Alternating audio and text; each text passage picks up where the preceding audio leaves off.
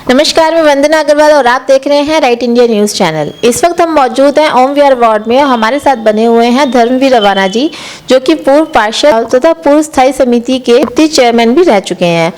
तो आज हम इनसे बात करेंगे कृषि कानून को लेकर, जो कि लगभग 1 साल किसानों की इतनी संघर्ष के बाद आखिरकार किसानों की जीत हुई और कृषि कानून वापस ले लिया गया। तो आज हम इनसे धर्मवीर रवाना जी से इसी बारे में चर्चा करेंगे। तो सर, बहुत बहुत स्वागत है आपका राइट इंडिया न्यूज चैनल में। धन्यवाद। सर, आखिरकार किसानों की जीत हुई और 3 काले कानून केंद्र में बैठी बीजेपी सरकार को वापस लेने पड़े, क्या कहना चाहेंगे आप इस बारे में? मैं सबसे पहले तो आज प्रकाश पर्व के अवसर पर सभी को बधाई देना चाहता हूं। किसान भाइयों के लंबे संघर्ष व लगभग 700 किसान भाइयों की शहीदी के बाद ये आज बधाई का भी है। और सरकार ने जो 3 काले कानून वापस लिए हैं, ये कोई सहज में नहीं लिए हैं। किसान भाइयों ने बहुत संघर्ष इसके लिए किया है और उनका संघर्ष लगभग 1 साल चला है। देश के अंदर कोई भी आंदोलन, कोई भी प्रदर्शन इतना बड़ा नहीं चला। किसानों को पहले से मालूम था कि इस आंदोलन को चलाने से ही किसान, मजदूर और देश की महंगाई पे कुछ कंट्रोल किया जा सकता है। जिस तरीके से सरकार ने ये काले कानून बनाए थे, वो बहुत ही भयंकर और बहुत ही उनका दुष्परिणाम आने वाले समय में निकल के आता। इसीलिए किसान भाई हमारे बॉर्डरों पे जमे हुए थे। मैं उनको अपनी तरफ से बहुत बधाई देना चाहता हूं। और बहुत पीड़ा होती है उन माताएं, उन बहनों, उन पिताओं को देखो जिनके परिवार से बच्चे शहीद हुए हैं, जिनके माता पिता वहां पे शहीद हुए हैं। आंखों से आंसू निकलते हैं उनके बारे में विचार करके। मैं दिल्ली में भी और उत्तराखंड में किसान आंदोलन से बहुत जुड़ा हुआ हूं, क्योंकि मेरे पास उत्तराखंड में मैं जोनल प्रभारी हूं आम आदमी पार्टी की तरफ से। मैं वहाँ पे बिल्कुल संघर्ष के बीच रहा हूँ। लगभग 1-1.25 साल हमें वहाँ काम करते हो गया और वहाँ हमने हर जगह किसानों के साथ कंधे से कंधा मिला के, चाहे दिल्ली हो, अरविंद केजरीवाल जी का कहना था दिल्ली बॉर्डर पे जितने भी किसान भाई बहन बैठे हुए हैं, हम आम आदमी पार्टी वाले उनके साथ जाके उनको सपोर्ट करें। किसान हमारा अन्नदाता है, अन्न मिलता है तब शरीर चलता है, सृष्टि चलती है। लेकिन ये सरकार एक ज़बरदस्ती 3 कानून किसानों के ऊपर थोपना चाहती थी।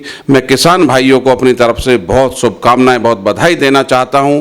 माननीय टिकैत साहब को, उनकी पूरी टीम को, कि वो संघर्ष करते रहे और देश के उस हर व्यक्ति को जिन्होंने इसमें सहयोग किया।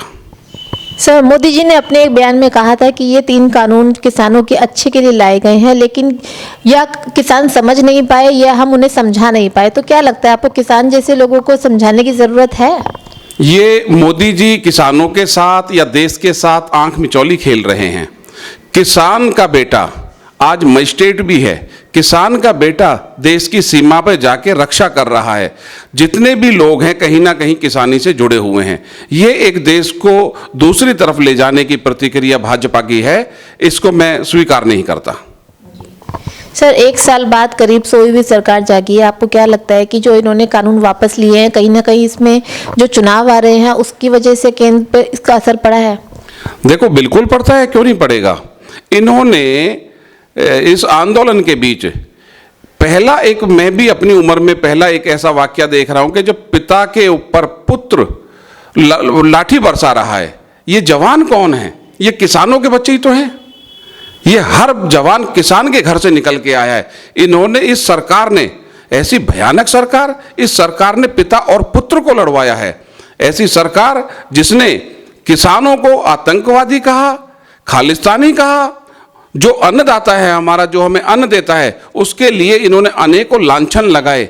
मैं यहाँ से घोर निंदा करता हूँ इस सरकार की और किसानों को बधाई देता हूँ कि उनका संघर्ष काम आया। और मैं यह भी यहाँ से कहना चाहूँगा आपके चैनल के माध्यम से कि जो 700 किसान हमारे शहीद हुए हैं, सरकार को उनके लिए संज्ञान लेना चाहिए। उनके लिए बहुत बड़ी घोषणाएं करनी चाहिए सरकार को। और अब मैं किसानों को भी कहूँगा, वो जानते हैं किसान हमसे ज़्यादा बुद्धिजीवी है। हमें नहीं मालूम था कि हमें कितनी महंगाई के साथ आगे जीना पड़ेगा, लेकिन किसान हमें खुद समझाते थे कि हमारे ऊपर ही नहीं, हर व्यक्ति के ऊपर, मजदूर के ऊपर इसका बहुत दुष्परिणाम निकलने वाला है आने वाले समय में। तो किसानों को क्या नहीं मालूम था? किसानों को सारी जानकारी थी, लेकिन ये सरकार कानों में रुई ठोक के 1 साल के लिए बैठी रही और देश के अंदर वो तमाशा इस सरकार ने देखा कि जो भयंकर स्थिति में जा रहा था। मैं किसानों को बधाई देता हूं इस सरकार के खिलाफ जो उन्होंने लोहा लिया, जो शहीदी उनकी है वो हमेशा याद रखी जाएगी। हमारे आने वाली जनरेशन ये याद रखेगी कि एक आंदोलन ऐसा हुआ था जिसके लिए हमने पहले देखा होगा, आप लोगों ने भी, सबने, आंदोलन होता है किसी चीज की मांग को लेने के लिए। ये एक पहला आंदोलन था जिसमें किसान और मजदूर कह रहे हैं कि हमें ये 3 कानून नहीं चाहिए, लेकिन सरकार जबरदस्ती उनके ऊपर थोप रही है कि नहीं, आपको स्वीकार करने पड़ेंगे। अरे ये कहाँ का कानून आ गया? ऐसा तो कहीं दूसरे देशों में होता होगा, लेकिन इस देश के अंदर, हिंदुत्व के अंदर जो प्रचार करती है, देश को एकता के लिए बात करती है भारतीय जनता पार्टी, उसने इस कदर लाके देश के लोगों को आतंकवादी कहा, देश के लोगों को खालिस्तानी कहा, और आज वो काले कानून वापस लेने पड़े सरकार को। और मैं सरकार से यह भी कहना चाहता हूं कि 700 किसान बहन भाई जो शहीद हुए, सरकार को उनके घर पे जाना चाहिए और उनके परिवार से माफी मांगनी चाहिए। ये अत्याचार जो सरकार की तरफ से हुआ था, किसान हमारा सर्दी में, गर्मी में, बारिश में वहाँ बैठा रहा। मैं भी कई बार वहाँ मुझे जाने का मौका मिला, गाजीपुर बॉर्डर पे भी मैं गया और किसानों के बीच में मैं रहा, उत्तराखंड में भी किसानों के बीच में मैं रहा। मैं ये पीड़ा अच्छे से समझ पाता हूँ कि जिन माओ के लाल गए हैं, सरकार को वहाँ जाके हाथ जोड़ के पूरे गांव के, पूरे इलाके के आगे जाके माफ़ी मांगनी चाहिए। सर, बताया जा रहा है कि जब से ये कृषि कानून की आंदोलन शुरू हुआ है तब से महंगाई दिन पर दिन बढ़ती जा रही है। अब जैसे कि कानून वापस ले लिए गए हैं, तो क्या लगता है आपको महंगाई पे फर्क पड़ेगा, कुछ सस्ता होगा? देखो जी, मैं ये कहूँगा इस पे सरकार को संज्ञान लेना चाहिए। जो काला बाजारी, जो ब्लैकमेलिंग, जो स्टॉकिंग हो रही है सामान की, पहले हमेशा जब भी कभी महंगाई बढ़ी है तो हर सरकार जो भी सत्ता में रही है वो कहती थी कि हम जिन लोगों ने भी माल को स्टॉक किया हुआ है वहाँ पे छापे डालेंगे और इस सामान को, मटेरियल को लोगों के बीच में लेके आएंगे। लेकिन इस सरकार ने, आप इतिहास उठा के देख लीजिए, एक बार भी ये अपने मुंह से नहीं कहा कि जो स्टॉकिस्ट हैं हम उनको छापा डालेंगे, उन पे उनको अरेस्ट करेंगे। ऐसी इनकी तरफ से कोई टिप्पणी नहीं आई है। तो इससे क्या उम्मीद लगाई जा सकती है कि ये कुछ सस्ता करेंगे? इन्होंने तो 60 रुपये लीटर पेट्रोल डीजल और थे उस समय, इन्होंने हाय हाय तोबा तोबा देश के अंदर मचाई थी। सिलेंडर लेके इनके बड़े बड़े लीडर सड़कों पे निकले थे, मोटरसाइकिल स्कूटर को ये भैंसा बुग्गी में, बैलगाड़ी में रख के निकले थे। लेकिन आज 100 को पार कर गया। पेट्रोल की हालत देखिए आप। तो ये इस भाजपा का चेहरा चुनाव से पहले कुछ और होता है, सत्ता पाने के बाद इस सरकार का चेहरा बदल जाता है। सर, आज प्रकाश पर्व का मौका है, जनता के लिए क्या संदेश देना चाहेंगे? देखो, मैंने पहले भी स्टार्टिंग में कहा है कि मैं अपनी तरफ से प्रकाश पर्व, गंगा स्नान पे सभी देशवासियों को बहुत शुभकामनाएं, बहुत बधाई देता हूं।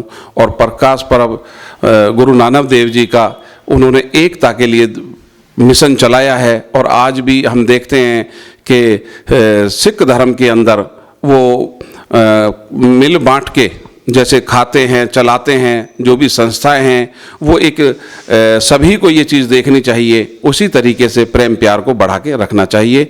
मैं इस मौके पे सभी देशवासियों को, अपने मित्रों को, भाई बहनों को, सबको बहुत शुभकामनाएं, बहुत बधाई देना चाहता हूँ। तो जिन किसानों को सरकार द्वारा देशद्रोही, आतंकवादी, खालिस्तानी और ना जाने किन किन अच्छे अच्छे नामों से नवाजा गया, आज उन्हीं किसानों के आगे केंद्र सरकार को झुकना पड़ा।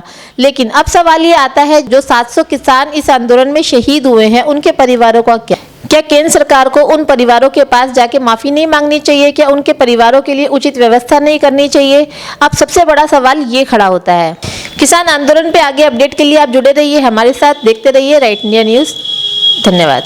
इस वीडियो को लाइक करें, हमारे चैनल को सब्सक्राइब कर बेल आइकन जरूर प्रेस करें हमारी न्यू वीडियो